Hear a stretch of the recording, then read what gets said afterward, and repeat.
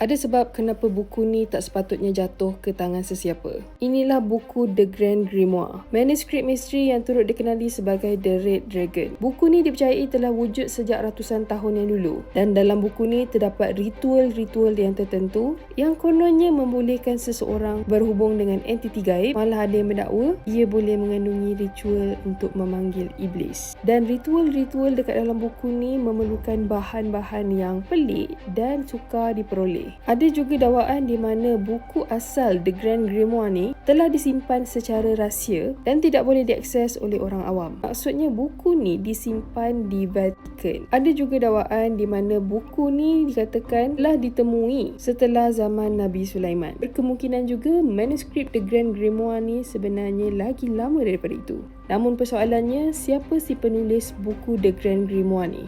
Dan kalau satu hari nanti, kalau korang dapat satu salinan buku macam ni, apa korang akan buat? Komen kat bawah.